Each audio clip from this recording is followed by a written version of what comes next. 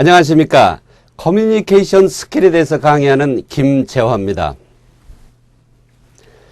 자, 커뮤니케이션의 어떤 기능, 커뮤니케이션, 그 중에 스피치 커뮤니케이션의 기능이라 그러면은 두말할 것도 없이 설득을 필요로 한 것입니다. 오늘은 설득 커뮤니케이션에 대해서 알아보도록 하겠습니다. 자, 설득이란 뭘까요? 바로 그렇습니다.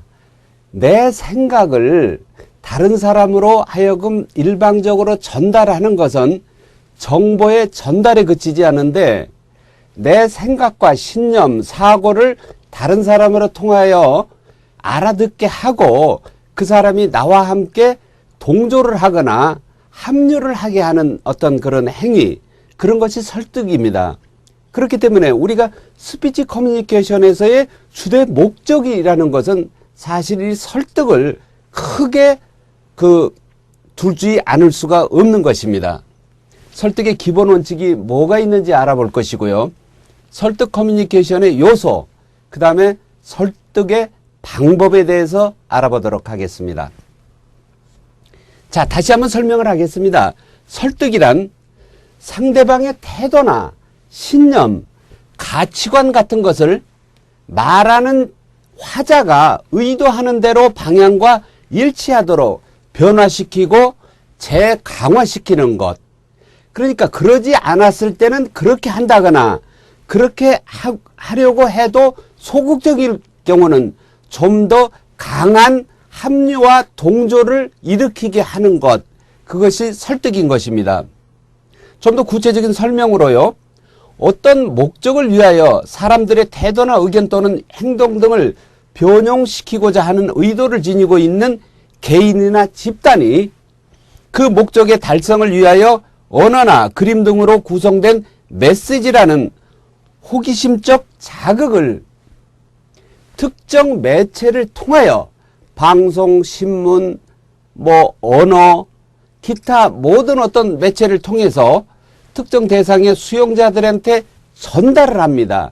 그런 다음에 마침내 그 수용자들로부터, 그 청자들로부터 의도했던 반응, 효과, 태도나 행동 같은 것을 바꾸어 놓는 것, 그것을 그러한 행위의 일련의 과정을 설득이라는 말로 설명할 수 있겠습니다. 설득의 기본 원칙이 있습니다. 설득은 자신이 가지고 있는 증거를 적극적으로 활용토록 해야 합니다. 내가 상대방에게 그것이 좋다라고 말을 할 경우는 그것이 좋다라는 말을 10번을 말할 것이 아니라 상대가 진짜 좋구나, 이래서 좋구나 라는 증거를 목격을 해야 됩니다. 자기 눈으로 보고 확신을 해야 됩니다. 그렇기 때문에 사람은 증거에 약하게 돼 있거든요. 그래서 증거, 확실하게 내가 말하는 의도가 그럴 수밖에 없다는 것을 나타낼 수 있는 물건이나 사례나 그런 경우의 예를 들어야 하는 것입니다. 절대적인 영향을 미치는 공신력을 이용해야 합니다. 지금 사회 현상하고는 정반대 얘기를 하면서 상대를 설득하려고 했다? 이거는 이루어지지 못합니다. 절대적으로 설득을 하고자 하는 사람이 설득을 당하고자 하는 사람 앞에서는 분명히 모범적이고 사회적으로 믿음이 가는 그야말로 행실과 태도가 반듯한 경우가 선행이 돼야 되는 것입니다. 그러지 않고서는 그걸 바라보는 사람이 저 말을 어떻게 믿어? 저 사람은 과거에도 거짓말을 했어. 아니면은 그냥 거짓말할 것 같은 이미지를 줘. 이런 것이야말로 공신력을 떨어뜨리는 것이죠. 그래서 사회에 어느 특정 분야의 전문인이거나 또는 이미 이름이 널리 알려진 저명한 인사가 말을 하게 되면은 저 사람이 추천하는 것인데, 저 사람이 믿어달라고 호소하는 것인데 하면서 사람들은 쉽게 그 이전에 가졌던 생각을 바꾸거나 더욱더 강화를 하는 설득을 당하게 되는 것입니다. 청중의 욕구를 공략해야 됩니다. 너무나 당연한 얘기죠. 지금 내 말을 듣는 사람이 뭘 원하는지 알아서 그 원하는 것을 내가 이렇게 해줄 수 있다라는 것을 제시를 해야 되기 때문에 청중이 지금 원하는 니즈 파악, 필요성 파악이 꼭 앞서야 되는 것입니다. 청중이 무엇을 원하고 있는가를 파악해 이를 적극 공략하면 청중은 예상 외로 쉽게 설득을 당한다. 이렇게 되어 있습니다. 그것이 설득의 기본 원칙이고요. 마지막으로 설득을 하고자 할 때는 절대 서두르지 말고 차근차근 해야 됩니다. 상대는 지금 믿느냐 못 믿느냐의 어떤 갈림길에 있습니다. 어떤 중요한 결정을 해야 됩니다. 그런데 내가 말하는 내가 아무리 옳다고 떠들어도 듣는 사람이 내가 좀 더 확신을 가져야 믿겠어. 이런 식으로 있을 때 강요를 한다거나 채근을 한다거나 억지 주입을 해서는 안 되는 것이죠. 그래서 설득을 할 때는 서두르지 말고 한 걸음 한 걸음 차츰 상대에게 다가감으로써 상대가 불안한 감도 떨치게 되고 상대가 또 다른 어떤 정보 파악을 해서 나로 하여금 믿게 하는 그런 시간을 줘야 되는 것입니다. 그래서 삼고초려라는 말이 있지 않습니까? 누구를 가서 한 번에 당장 설득은 할 수가 없다. 그럴 때는 3번, 4번, 5번, 6번 이렇게 여러 번 찾아가가지고 또 다른 것을 설명하고 상대로 하여금 그것이 확신이 들게 해서 나랑 동조하게 하려면은 거기에 대한 차근차근한 단계적이고 끈질긴 그런 설득의 자세가 필요한 것입니다. 설득 커뮤니케이션은 어떤 요소를 갖고 있느냐? 작게는 일상생활에, 크게는 정치, 경제, 교육, 군사, 종교 등 사회에서 일어나는 모든 것에 기능을 하게 됩니다. 이 설득이라는 것은 그야말로 정치, 문화, 사회, 역사 이 모든 것이 어떻게 알고 있느냐 거기에 대한 인식을 계속 같은 것으로 갖고 갈 것이냐 또 다른 어떤 분야의 또 다른 일면을 볼 것이냐 하는 것에 따른 중요한 화자의 어떤 목적이 있고 그 목적을 위해서는 크고 작은 많은 노력을 해야 되는 것입니다. 설득은 우리 사회의 모든 분야에서 중요한 기능을 수행하고 있기 때문에 때로는 잘못 이용되거나 의식적으로 악용될 경우 설득을 해야 되는데 그것이 악용된다. 나쁜 곳에 쓰인다 할 경우는 우리가 소위 말하는 사술, 사기라는 범법 행위가 되는 것입니다. 사실과 다른 것을 말해서 상대를 혹하게 한다거나 있지도 않은 것을 있다고 해서 상대로 하여금 믿음을 갖게 하거나 갖고 있는 것이 아주 적은데 그걸 많다고 말을 하거나 사실과 전혀 다른 쪽에 그 다음에는 또 다른 어제와 다른 것을 제시를 한다거나 이런 등등의 것에 설득의 나쁜 방법을 이용을 했을 때 그것이 가져오는 해악은 아주 큽니다. 역사를 왜곡한다거나 있었던 사실을 부정하거나 나쁜 사람을 좋은 사람으로 만들거나 또는 좋은 사람이 억울하게 나쁘게 되는 경우 그런 것은 잘못 설득을 당했을 경우 그러니까 하려는 사람이 잘못 설득을 의도적이건 무의식적이건 잘못했을 경우에 일어나는 악영향은 아주 크다는 것입니다. 설득 커뮤니케이션의 이론 중에 정보원은 화자의 기능에 따라 정보원에 대한 신뢰성 여부가 결정된다. 화자가 높은 지능과 선의와 훌륭한 도덕적 성격을 지닐 때 이 말을 사실 앞에서 이미 설명을 했습니다.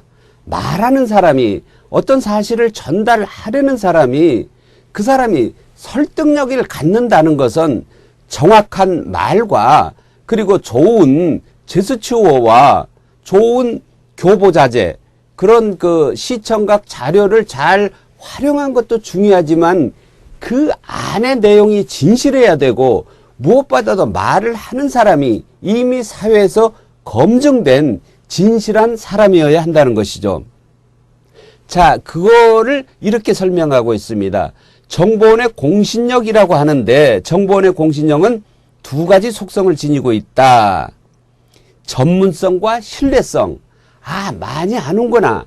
그 부분에 이 사람이 그야말로 아주 빼어난 전문가구나 라는 전문성과, 그리고 이 사람이 저걸 나쁘게 말하지 않는구나, 그리고 이전에 많은 성과가 있었던 사람이야, 일을 잘하는 사람이야, 약속을 어기지 않는 사람이야 라는 신뢰성이 꼭 뒤따라야 하는 것입니다. 그래서 전문성과 신뢰성이 있어야만 상대를 설득할 수 있지, 그 두 가지 중에 어느 한 가지라도 가지지 못한다면은 반만 설득을 하거나 아예 설득에 도달하지 못할 것입니다. 자, 이번에는 수용자 입장에서 봤을 때요, 수용자는 당연히 설득의 대상이 되는 것입니다. 수용자는 어떤 얘기를 보거나 들었을 때 그 메시지를 단절, 굴절 또는 변형시키는 조정자의 속성을 지니기도 하고 정보 처리자의 속성도 동시에 갖고 있다. 이거를 과연 그럴까 하고 오히려 바꿔서 생각해 보거나, 10개라고 지금 말하는데 사실은 5일 거야 라고 곡해를 해서 알아듣는 그런 속성이 있습니다. 그래서 정보 전달자의 주장에 자기 방어자로서 저 사람이 우리를 행복하게 해준다고 하는데, 나를 사랑하게 하겠다고 하는데 왠지 믿지 못해, 내가 과거에 이전에 비슷한 경험을 겪었어, 이런 자기만의 특별한 일이 있을 때는 이 수용자는 설득이 쉽게 되지가 않습니다. 자기 방어로 일관하기 때문에 상대가 진실을 말하고 올바른 것을 잘 표현하고 있어도 받아들이는 사람이 그대로 받아들여주지 않으면은 그 설득의 효과는 뚝 떨어지고 마는 것이죠. 자, 수용자는 주의를 받습니다. 어떤 것이구나. 그 다음에 그걸 깨닫습니다. 그것은 이거야 라는 자기만의 판단을 합니다. 그 다음에 그것이 이렇게 흘러간 적이 있어, 내가 해보니까 이렇게 돼 라는 이해 단계를 거쳐가지고요, 그거를 충분히 이번에는 학습을 합니다. 그 다음에 비로소 내 태도가 예전하고 똑같이 갈 것인지, 그래 당신 말대로 내가 이 부분에 대한 생각을 고쳐먹어야 되겠어 하는 태도의 변형이 일어나든지 해야 되는 것입니다. 그런 다음에 어떤 요것이 충분히 내 몸 안에 들어와 가지고 외적 행동으로 나타나는 것입니다. 그래 가겠어, 그리고 뭐 자리에서 일어나서 간다거나 또는 합류 의사를 명확하게 밝히는 입회 원서를 쓰거나 계약을 하거나 약속을 하거나 그런 외적 행동이 나타나는 것이죠. 자, 커뮤니케이션에서 효과로는 무엇인가 알아보겠습니다. 효과란 커뮤니케이터가, 의사 전달자가 설득 자극을 통해 유발한 수용자들의 태도, 의견, 행동 등의 변형으로 규정을 하고 있는 것입니다. 메시지에 대한 수용자들의 인식의 정도를 통해 그 메시지에 대한 노출 또는 주의를 측정한다.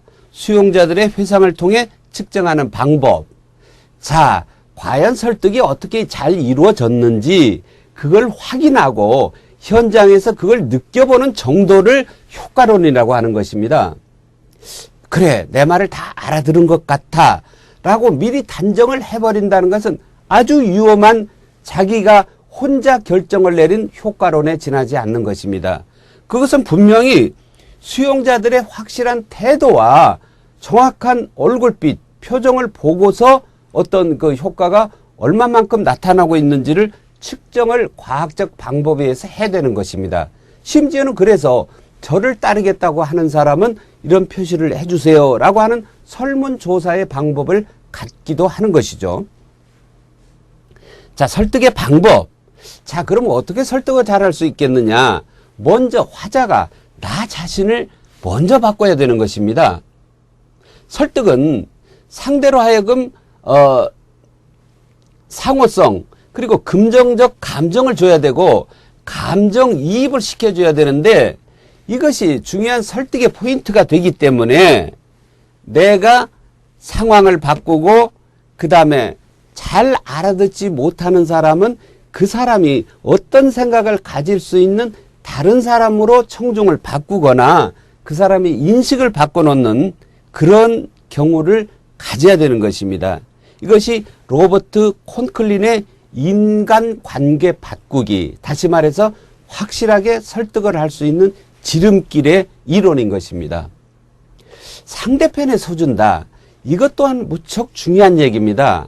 일방적으로 이쪽의 것만 강요를 하거나 크게 강조를 해서는 상대로 하여금 신뢰를 얻지를 못하는 것입니다.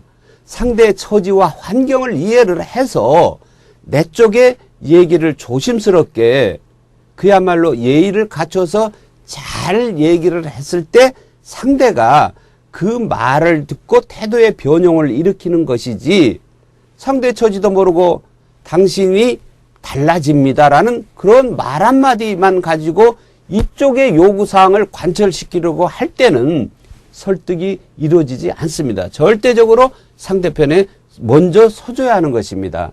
그것은 상대를 칭찬하는 방법이 있고 상대의 처지를 이해를 해서 실제적인 어떤 도움을 주는 방법들이 있겠죠. 자, 우찌야마 다미스라는 사람이 그 상대를 자기 편으로 만드는 칭찬법이라고 했다. 뭐 이런 말이 있는데요. 이런 모든 것은 우리가 일상생활에서, 대화에서, 대중연설에서 쉽게 쓸 수 있는 것들입니다. 뭐 잘했다. 요즘 정말 멋있어 보인다. 이런 말들은 상대로 하여금 나한테 대한 호기심을, 호감을 불러일으키기도 하고 내가 상대로 하여금 설득을 당할 수 있는 사람인지 아닌지를 파악하는 중요한 잣대가 되는 것이죠. 자, 이런 모든 우리가 일상생활에서 어렵지 않게 쓸 수 있는 이 칭찬의 말들이 설득에서는 아주 중요한 것이고 그것이 구체적으로 상대편에 서주는 방식인 것입니다. 자, 이번에는 반대로 상대방에게 질문을 해가지고 상대의 마음속 어떤 상태, 태도를 또 알아내는 방식이 있습니다. 그것은 우선 귀에 상큼한 질문부터 시작하라고 했는데요. 상대가 예쁜 옷을 입고 있다, 근사하다 그랬을 때 참 멋져 보입니다. 그 옷 어디서 사셨어요? 하면은 상대는 상당히 기분이 좋아집니다. 그러면서 자기가 겪었던 경험, 곧 정보를 자세히 얘기를 하기 때문에 나는 그 정보를 바탕으로 다음 얘기를 이어나가면은 설득이 한결 쉬워질 수가 있습니다. 그리고 절대 질문을 할 때는 아주 까다롭거나 뭐 종교적으로나 정치적으로나 기피를 할 수 있는 그런 복잡한 질문보다는 쉬운 질문, 그런 질문을 분명히 해야만 상대로 하여금 정보 취득이 빨라지는 것입니다. 자, 반항이 있습니다. 반항. 그렇습니다. 내가 아무리 좋은 얘기를 한다고 했는데 상대가 받아들이지 않습니다. 그것은 내 잘못일 수도 있지만은 상대 잘못일 수도 있고 두 사람이 동시에 잘못을 저지르는 경우가 있습니다. 당연히 기분 나쁠 때는 다른 말도 반항을 합니다. 내 생각이 이렇게 굳어져 있는데 절대 그 어떤 말을 하더라도 설득을 당하지가 않습니다. 춘향아, 사또의 수청을 들겠느냐 안 들겠느냐. 춘향이는 이 신념으로 굳혀준 이몽룡 지아비에 대한 극진한 사랑이 있기 때문에 그 어떤 말을 해도 내가 이 사또의 수청을 들어서 뭐 호화롭게 살 수 있는 길이 있다, 그것보다는 자기가 더 중요한 가치로 여기고 있는 것이 있기 때문에 반항을 하기 마련인 것입니다. 그 다음에 공간이 침범담할 때 반항한다 했는데요. 이 공간이라는 것은 나만의 사적 스페이스가 있습니다. 거기에 들어오면은 설령 좋은 것일지라 할지라도 몹시 불쾌감을 느껴지고 두려워지고 경계를 하기 마련입니다. 그렇기 때문에 설득을 하고자 하는 사람은 상대의 사적 공간에 함부로 들어가서는 안 되는 것입니다. 두려울 때도 반항을 할 것이고 부정적인 성격 때문에, 이념 때문에, 어떤 남녀라는 성차 때문에 반항을 하는 경우가 설득 과정에서는 나타납니다. 자, 그러면은 상대가 반항을 한다. 내 말을 잘 알아듣지 않았을 때는 어떻게 해야 될 것이냐. 효과적으로 대처를 한다. 이성적인 반항을 해왔을 때는 명분과 이유를 들어서 거절을 해오는데 거기에 따른 어떤 반항을 덮어주는 그런 것이 필요하겠죠. 그 다음에 감정적인 반항이 있습니다. 이것은 극복하기가 참 힘듭니다. 나는 네가 어떤 말을 해도 싫어 라는 딱 그 사전에 선입견이 확고부동하게 있을 경우는 얼굴만 보기만 해도 이름만 들어도 기분이 나쁘다. 이런 감정적인 반항을 해오는 경우가 있습니다. 단순한 반항. 이것은 거절을 한번 해봄으로써의 내 몸값을 높인다. 이런 뜻으로도 설명할 수가 있습니다. 그 다음에 예의상 어떤 반항, 반대의 의사표시를 해오는 것도 있습니다. 금방 내가 너무 쉽게 응해주면 안 될 거야 라는 생각 때문에 단순한 아주 그 형식적인 그런 반항도 나타납니다. 자, 설득의 방법에 있어서 절대적으로 상대의 체면을 세워줘야 됩니다. 내가 10개를 상대로 하여금 다 빼앗아서 내가 이겨서는 결국 상대방과 함께 끝까지 갈 수는 없습니다. 모든 것이 상대로 하여금 내 말을 알아듣고 따라오도록 했지만은 그래도 당신이 이렇게 하는 것이 난 부끄럽지는 않다라는 어떤 명분을 세워줘야 되는 것입니다. 그래서 정당 간에 어떤 공격을 할 때 어떤 대변인 성명으로 공격을 할 때는 완전 패배를 해서 우리에게 오라는 말은 하지를 않습니다. 왜냐하면 상대가 그렇게 하고 싶어도 내가 이렇게 당신의 말을 따랐을 때는 나는 아무것도 가진 것도 없고 생각이 없는 사람으로 비춰질까 봐 그게 싫어서 못하겠어 라고 체면을 중시하기 때문입니다. 설득의 방법, 적대적인 상대방도 끌어들여야 합니다. 그렇습니다. 설득의 꽃이라면은 바로 나와 정반대편의 이념과 신념에 가득 차 있는 사람으로 하여금 그 뜻을 바꿔서 행동의 변화를 일으키게 하는 것입니다. 그것이 바로 뭐 종교의 권유이기도 하고 정치의 신념을 내 쪽으로 오게 하는 경우, 나의 사람으로 만들게 하는 사랑의 쟁취, 이런 것들이 되는 것이죠. 그래서 일단은 나를 만나려고도 하지 않는 사람일지라도 내가 저 사람을 분명히 설득을 해야 할 그런 필요성이 있을 때는 비록 적대적인 상대방이라도 설득을 기어해서 내 편으로 만들어야 하는 그런 노력이 필요한 것이죠. 쉽게 하는 동의는 반드시 확인한다. 설득의 방법 중에서 말도 꺼내기 전에 그렇게 하겠습니다. 이런 것은 뭔가 지금 이 자리를 모면하기 위한 것이지 설득이 금방 그렇게 쉽게 당한 경우는 아니니까 그 진위를 명확히 파악해야 되는 것입니다. 자, 거절할 때 상대가 거절을 해올 만한 어떤 말을 하거나 상대는 참 자기가 내게 적당한 청이라고 해오는데 나는 그것을 받아들이기가 힘들다. 이 설득의 과정에서는 어느 쪽이 거절을 하거나 이런 경우가 생기기 마련입니다. 이럴 때는 가장 상대로 하여금 기분 상하지 않게 하기 위한 또는 자존심을 뭉개지 않는 선에서 적당한 거절을 해야 되는 것입니다. 그 중에 하나가 연고 판매를 요구를 해올 때 나는 이미 내 또 다른 친척에게 구입을 했습니다. 이런 말로 어떤 거절을 하는 것이 중요하다는 얘기죠. 맞선을 거절할 때도 이런 말을 한번 써보면 효과적이겠습니다. 자, 오늘 상대로 하여금 내 뜻을 이해를 해서 그 사람의 신념과 태도가 변화가 돼서 마침내 내가 하고자 하는 뜻을 상대도 그대로 좀 받아들여 줄 수 있는 것. 사랑의 쟁취, 물건의 구매 권유, 정당 가입, 뭐 종교를 바꾸려고 하는 개종의 어떤 설득, 그 다음에 집을 나간 어떤 탕아를 집에 들어오게 하는 경우 등등 여러 가지 우리는 설득의 어떤 기술을 발휘해야 될 때를 일상생활에서 많이 겪습니다. 그럴 때 내가 열심히 말만 하면 상대가 내 말을 그대로 따르고 이해를 한다라는 생각은 금물입니다.